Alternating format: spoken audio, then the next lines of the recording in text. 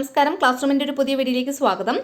8ാം ക്ലാസ്സുകാരുടെ ഓണം എക്സാമിനോടനുബന്ധിച്ചുള്ള ബയോളജിയുടെ ഒരു model question പേപ്പറും അതിൻ്റെ ആൻസേഴ്സും ഉൾപ്പെടുന്ന മലയാളം മീഡിയം, ഇംഗ്ലീഷ് മീഡിയം അതിൻ്റെ ഫസ്റ്റ് പാർട്ട് വീഡിയോ ആണ് നമ്മൾ ഇന്നത്തെ ഈ ക്ലാസ്സിൽ ഉൾപ്പെടുത്തിയിരിക്കുന്നത്.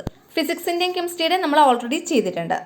ഒന്നാമത്തെ question, analyse the statements 1 to 4 and choose the correct answer from the options given below. 1 മുതൽ 4 വരെയുള്ള പ്രസ്താവനകൾ വിശകലനം ചെയ്ത് നമ്മൾ ശരിയായ ഉത്തരം തിരഞ്ഞെടുത്തെഴുതുക. നോക്കാം ഓരോ സ്റ്റേറ്റ്മെന്റ് ആയിട്ട്. ഒന്നാമത്തെ statement, the scientist Joan Oro artificially synthesized the nitrogen base adenine. അതായത് ജോവാൻ ഓറോ എന്ന ശാസ്ത്രജ്ഞൻ അഡിനിൻ എന്ന നൈട്രജൻ ബേസ് കൃത്രിമമായിട്ട് നിർമ്മിച്ചു. ശരിയാണോ തെറ്റാണോ സ്റ്റേറ്റ്മെന്റ്? ഒന്നാമത്തെ സ്റ്റേറ്റ്മെന്റ് ശരിയാണ്. ജോവാൻ ഓറോ എന്ന ശാസ്ത്രജ്ഞൻ അഡിനിൻ എന്ന നൈട്രജൻ ബേസ് എന്ത് ചെയ്തു? കൃത്രിമമായിട്ട് നിർമ്മിച്ചു എന്നുള്ള സ്റ്റേറ്റ്മെന്റ് ശരിയാണ്. അപ്പോൾ ഒന്നാമത്തെ സ്റ്റേറ്റ്മെന്റ് കറക്റ്റ് ആണ്. രണ്ടാമത്തത്, amino acid is an organic molecule that forms the building block of proteins. പ്രോട്ടീനുകളുടെ നിർമ്മാണ ഘടകമായ ഒരു ജൈവ തന്മാത്രയാണ് അമിനോ ആസിഡ് എന്ന് പറയുന്നത്. ശരിയാണോ? ശരിയാണ് അല്ലേ? പ്രോട്ടീനിൻ്റെ ബേസിക് ബിൽഡിംഗ് ബ്ലോക്ക് ഏതാണ്? അമിനോ ആസിഡ് ആണ്. അപ്പോൾ രണ്ടാമത്തെ സ്റ്റേറ്റ്മെൻറ്റും ശരിയാണ്. അടുത്തത് മൂന്നാമത്തെ statement, in prokaryotic cells A well defined nucleus with a membrane is seen. അതായത് പ്രോക്യാരിയോട്ടിക് കോശങ്ങളിൽ സ്തരാവരണത്തോടു കൂടിയ വ്യക്തമായ ഒരു മർമ്മം കാണപ്പെടുന്നു. ശരിയാണോ? തെറ്റ് അല്ലേ? പ്രോക്യാരിയോട്ടിലല്ല അങ്ങനെ കാണപ്പെടുന്നത്. എവിടെയാണ് കാണപ്പെടുന്നത്? യൂക്യാരിയോട്ടിലാണ് കാണപ്പെടുന്നത്. അപ്പം മൂന്നാമത്തെ സ്റ്റേറ്റ്മെൻറ്റ് തെറ്റ്. അപ്പം നമുക്ക് 1ഉം 2ഉം ശരിയെന്ന് കിട്ടി, 3 തെറ്റെന്നും കിട്ടി. അടുത്ത നാലാമത്തത്, the primitive cell was formed by the combination of self replicating amino acids and the surrounding lipid layer. അതായത് സ്വയം ഇരട്ടിക്കാൻ ശേഷിയുള്ള അമിനോ ആസിഡുകളും അതിനെ ആവരണം ചെയ്യുന്ന കൊഴുപ്പ് പാളിയും ചേർന്നാണ് ആദിമ കോശം രൂപപ്പെട്ടത്. ആണോ? തെറ്റ്. അവിടെ അമിനോ ആസിഡ് അല്ല, എന്താ പറഞ്ഞിട്ടുള്ളത്? ന്യൂക്ലിക് ആസിഡ് എന്നാണ് അല്ലേ? അതായത് the primitive cell was formed by the combination of a self replicating nucleic acids and a surrounding lipid layer അല്ലേ? സ്വയം ഇരട്ടിക്കാൻ ശേഷിയുള്ള ന്യൂക്ലിക് ആസിഡുകളും അതിനെ ആവരണം ചെയ്യുന്ന കൊഴുപ്പ് പാളിയും ചേർന്നാണ് ആദിമകോശം രൂപപ്പെട്ടത്. അതാണ് കറക്റ്റ് ആയിട്ടുള്ള സ്റ്റേറ്റ്മെന്റ്. അപ്പോൾ ഇവിടെ നാലാമത്തെ സ്റ്റേറ്റ്മെന്റും തെറ്റ്. അപ്പോൾ ഇവിടെ നമുക്ക് എന്താ കിട്ടിയ ആൻസർ? 1, 2 ശരി, 3, 4 തെറ്റെന്നാണ് കിട്ടിയത്. നോക്ക് ഇവിടെ ഓപ്ഷനിൽ ഏതാണത്? ഒന്നാമത്തെ ഓപ്ഷൻ നോക്കിയുള്ളൂ, 1, 2 ഇൻകറക്റ്റ്. 1ഉം 2ഉം ഇൻകറക്റ്റ് ആണെന്ന്. ആണോ? അല്ല, 1ഉം 2ഉം ശരിയാണെന്നാണ് നമുക്ക് കിട്ടിയത്. അപ്പോൾ അത് എ ഓപ്ഷൻ പോയി. ബി ഓപ്ഷൻ നോക്കിയുള്ളൂ, 1, 2 ഇൻകറക്റ്റ്.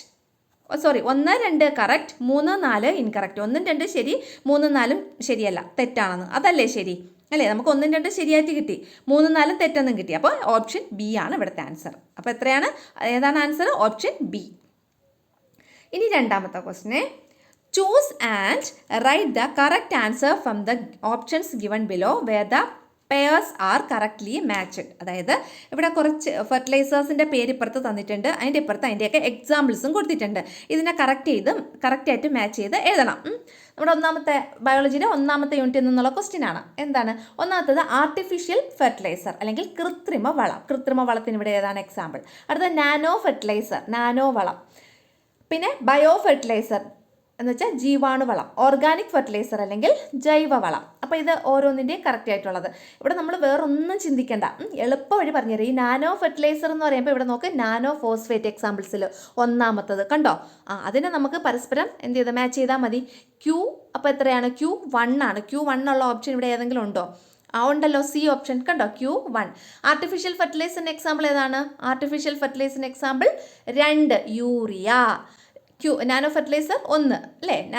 Nano phosphate. അടുത്തത് ബയോ ഫെർട്ടിലൈസർ അല്ലെങ്കിൽ ജീവാണുവളം, അതിന് എക്സാമ്പിൾ ഏതാണ്?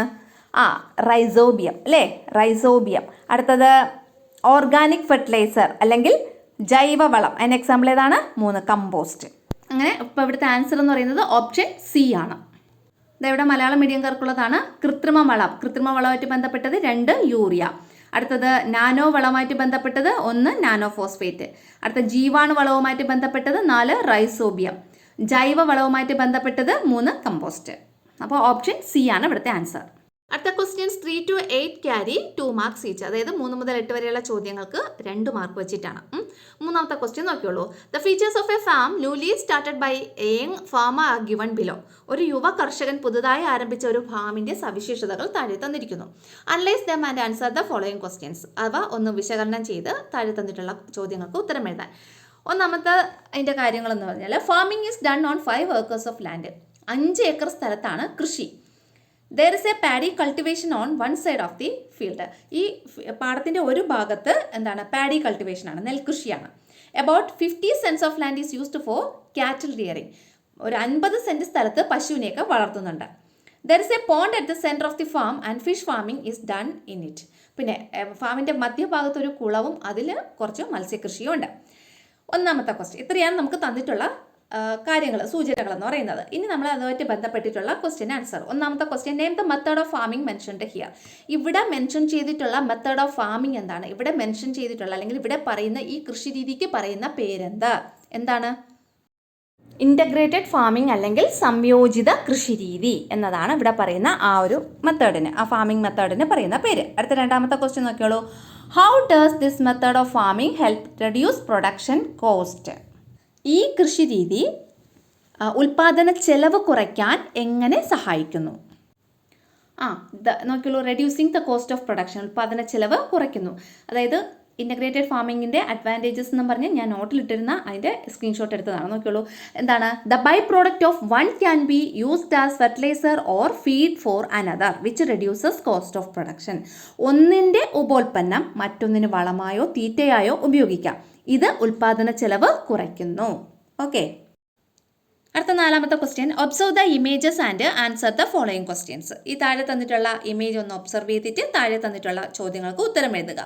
കണ്ടോ, ലെഫ്റ്റ് സൈഡിലുള്ള ഇമേജിന് എക്സ് എന്നും റൈറ്റ് സൈഡിലുള്ള ഇമേജിന് വൈ എന്നും പേര് ഇവിടെ കൊടുത്തിട്ടുണ്ട്. ഒന്നാമത്തെ question, identify which among X and Y is the prokaryotic cell. ഇവിടെ എക്സ് ആണോ വൈ ആണോ പ്രോക്യാരിയോട്ടിക് സെല്ലെന്ന് ഐഡൻറ്റിഫൈ ചെയ്യുക. ഏതാണ്? ഫിഗർ നോക്ക്. എക്സ് ആണോ വൈ ആണോ പ്രോക്യാരിയോട്ടിക് സെല്ല്? നമുക്ക് നിസ്സംശയം പറയാം പ്രോക്യാരിയോട്ടിക് സെല്ല് ഏതാണ്? എക്സ് ആണ് അല്ലേ? അപ്പോൾ ഒന്നിൻ്റെ ആൻസർ എക്സ്. ഓക്കെ ആണല്ലോ. അടുത്ത രണ്ടിൻ്റെ answer, write any 3 features you considered for identifying it. അതായത് ഇതിനെ തിരിച്ചറിയുന്നതിന് നിങ്ങൾ പരിഗണിച്ച 3 സവിശേഷതകൾ എഴുതുക. അതായത് പ്രോക്യാരിയോട്ടിക് സെല്ലിൻ്റെ 3 സവിശേഷതകൾ, 3 ക്യാരക്ടറിസ്റ്റിക്സ് എന്താണോ അത് നമ്മളിവിടെ എഴുതാം. പ്രോക്യാരിയോട്ടിക് സെല്ലിൻ്റെ 3 ക്യാരക്ടറിസ്റ്റിക്സ് ആണ് അത് ഇവിടെ കൊടുത്തിട്ടുണ്ട്. എ ഫ്യൂ സെൽ ഓർഗനൽസ്, കോശാംഗങ്ങൾ കുറവ്. Cell organelles have no membranous covering, കോശാംഗങ്ങൾക്ക് സ്തരാവരണമില്ല. പിന്നെന്താണ്? മെംബ്രെയിൻ ബൗണ്ട് ന്യൂക്ലിയസ് ആബ്സെൻറ്റ്, സ്തരാവരണമുള്ള മർമ്മം ഇല്ല. ഇത്രയാണ് പ്രോക്യാരിയോട്ടിക് സെല്ലിൻ്റെ 3 ക്യാരക്ടറിസ്റ്റിക്സ് നിങ്ങൾ എഴുതേണ്ടത്. അടുത്ത അഞ്ചാമത്തെ ക്വസ്റ്റ്യൻ, ഇത് ഓപ്ഷൻ ഉണ്ട് കേട്ടോ. ഈ ക്വസ്റ്റ്യന് ഓപ്ഷൻ ഉണ്ട്. എ ബി എന്നിങ്ങനെ 2 കൊടുത്തിട്ടുണ്ട്. ഏതെങ്കിലും ഒന്ന് നിങ്ങൾ ആൻസർ ചെയ്താൽ മതി. റൈറ്റ് 5A എന്താണ്? Write 1 characteristics each of agricultural crops developed through the following methods. അതായത് താഴെ പറയുന്ന മാർഗ്ഗങ്ങളിലൂടെ നിർമ്മിച്ചെടുക്കുന്ന കാർഷിക വിളകളുടെ ഓരോ സവിശേഷത വീതം എഴുതണം. ഓരോന്ന് വീതം.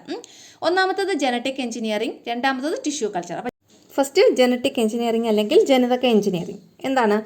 റെസിസ്റ്റ് പെസ്റ്റ് അറ്റാക്ക്, കീടബാധ ചെറുക്കുന്നു. ഇനി ടിഷ്യൂ കൾച്ചർ വഴി ഉൽപ്പാദിപ്പിക്കുന്ന സസ്യങ്ങളുടെ ഗുണങ്ങൾ എന്താണ്? Produce large number of plants having all the characters of parent plant. അതായത് ഒരേ സമയം തന്നെ മാതൃസസ്യത്തിൻ്റെ അതേ ഗുണമുള്ള ധാരാളം സസ്യങ്ങളെ ഉൽപ്പാദിപ്പിക്കാൻ കഴിയുന്നു. ഇതാണ് ഇതിൻ്റെ ആൻസർ ആയിട്ട് വരുന്നത്. അടുത്ത ക്വസ്റ്റ്യൻ നോക്കാം. Images of various pest affecting agricultural crops are provided. അതായത് കാർഷിക വിളകളെ ബാധിക്കുന്ന വിവിധ കീടങ്ങളുടെ ചിത്രമാണ് താഴെ നൽകിയിരിക്കുന്നത്. Observe them and answer the questions. ഇവ നിരീക്ഷിച്ച് താഴെ പറയുന്ന ചോദ്യങ്ങൾക്ക് ഉത്തരം എഴുതുക. ഇവിടെ എക്സ് വൈ എന്നൊക്കെ കൊടുത്തിട്ടുണ്ട്. ഒന്നാമത്തെ question, identify the pest X and Y. X Y എന്നീ 2 പെസ്റ്റിനെ ഐഡൻറ്റിഫൈ ചെയ്യുക, തിരിച്ചറിയുക. ഈ 2 കീടങ്ങളെ തിരിച്ചറിയുക. ഇതവിടെ ടെക്സ്റ്റിലുണ്ടായിരുന്ന അതേ ഫിഗർ കൊടുത്തിട്ടുണ്ട് ഞാൻ. അപ്പോൾ ഇതിലേതാണ്? ഒന്നാമത്തതാണ് എക്സ് എന്ന് പറഞ്ഞിട്ട് കൊടുത്തിട്ടുള്ളത്. അപ്പോൾ എക്സിൻ്റെ പേര് കായതുരപ്പൻ അല്ലെങ്കിൽ പോട്ട് ബോറർ. അപ്പോൾ എന്താണ്? കായത്തുരപ്പൻ അല്ലെങ്കിൽ പോട്ട് ബോറർ. അടുത്ത വൈ എന്ന് കൊടുത്തിട്ടുള്ളത് ഇലചുരുട്ടിപ്പുഴു അല്ലെങ്കിൽ ലീഫ് റോളിംഗ് കാറ്റർപില്ലർ. അത് 2 കിട്ടിയല്ലോ. പിന്നെ ഒരെണ്ണം കൂടെ ഉണ്ട്, തണ്ടുതുരപ്പൻ അല്ലെങ്കിൽ സ്റ്റെം ബോറർ എന്നുള്ളത്. അതൊരെണ്ണം കൂടെ ഉണ്ട്. പക്ഷേ നമുക്കിവിടെ എക്സും വൈയും ഏതൊക്കെയാണ് തന്നിട്ടുള്ളത്? എക്സ് എന്ന് പറയുന്നത് കായതുരപ്പൻ അല്ലെങ്കിൽ പോട്ട് ബോറർ, വൈ എന്ന് പറയുന്നത് ഇലചുരുട്ടിപ്പുഴു അല്ലെങ്കിൽ ലീഫ് റോളിംഗ് കാറ്റർപില്ലർ. അടുത്ത question, how does the integrated pest management help control the multiplication of such pest. അതായത് സംയോജിത കീട നിയന്ത്രണ മാർഗത്തിലൂടെ ഇത്തരം കീടങ്ങളുടെ പെരുകൾ നിയന്ത്രിക്കുന്നത് എങ്ങനെ? Answer, to control pests by minimizing the use of pesticides, mechanical pest control methods, friendly insects and pest resistant resistant crop varieties can be used. അതായത് കീടനാശിനികളുടെ ഉപയോഗം പരമാവധി കുറച്ച് യാന്ത്രിക കീടനിയന്ത്രണ മാർഗങ്ങൾ, മിത്രകീടങ്ങൾ, കീടബാധ ചെറുക്കാൻ കഴിവുള്ള വിത്തിനങ്ങളുടെ കൃഷി എന്നിവയിലൂടെ കീടങ്ങളുടെ പെരുകൽ നിയന്ത്രിക്കുന്ന രീതിയാണ് സംയോജിത കീട നിയന്ത്രണം എന്ന് പറയുന്നത്, അല്ലെങ്കിൽ ഇൻ്റഗ്രേറ്റഡ് പെസ്റ്റ് മാനേജ്മെൻറ്റ്.